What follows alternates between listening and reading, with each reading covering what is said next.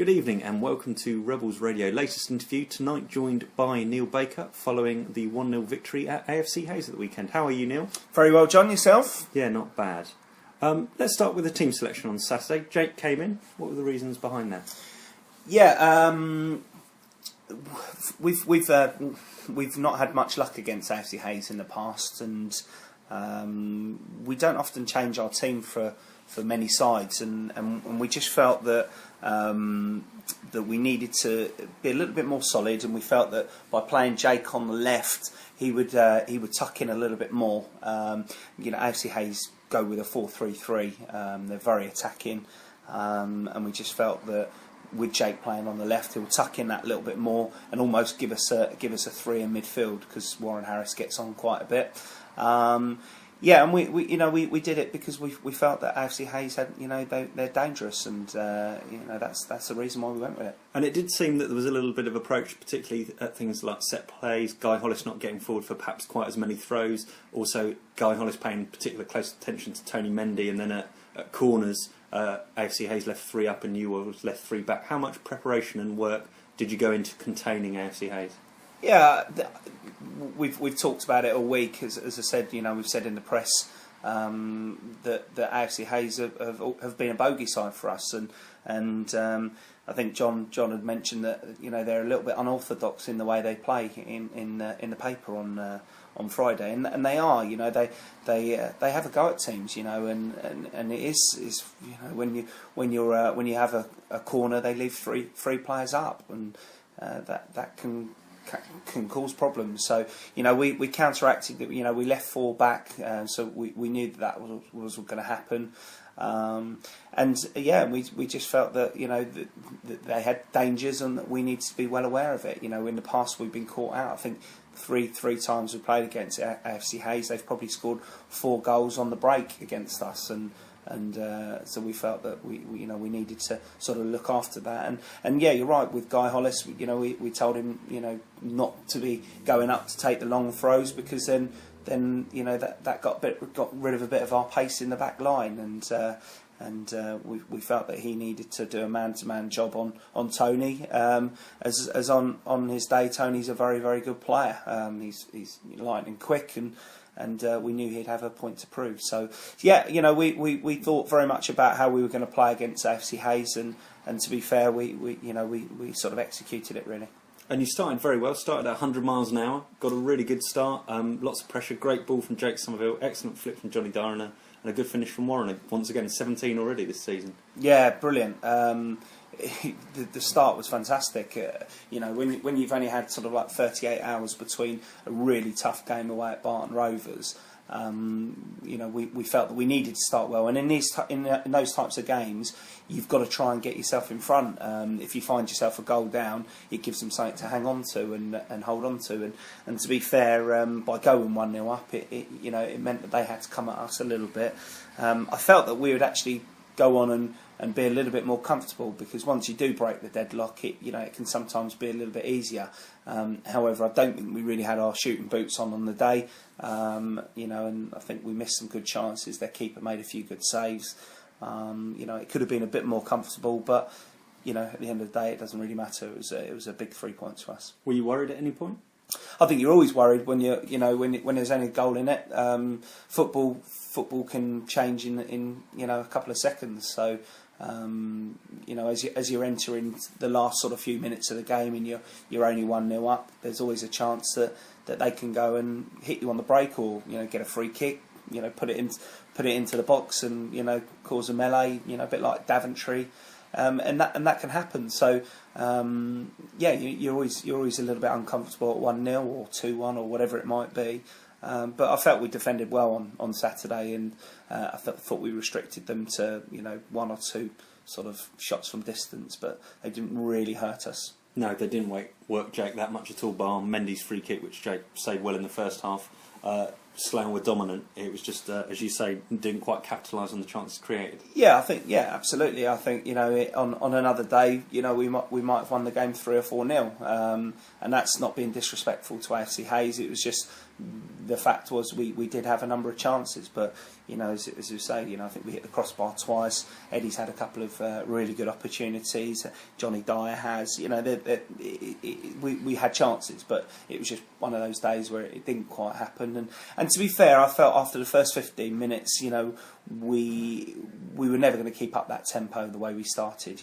Especially after playing like we did on Thursday night. So I felt that the lads did get a little bit leggy. And that probably had a bit of a bearing on the performance. And you brought Jake Parsons off at half time. Was he injured?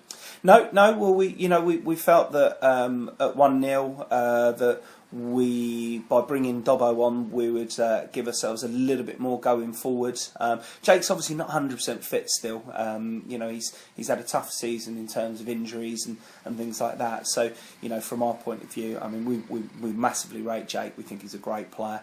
He can play obviously left, right hand side. Also think he can play centrally as well. We haven't had the opportunity to play him centrally, but feel that he could definitely do a job for us there. So we, hopefully he'll get a decent pre-season under his belt. But no, we just felt that that it was probably the right decision to bring Dobbo on at half time, and he'd just give us that little bit more going forward.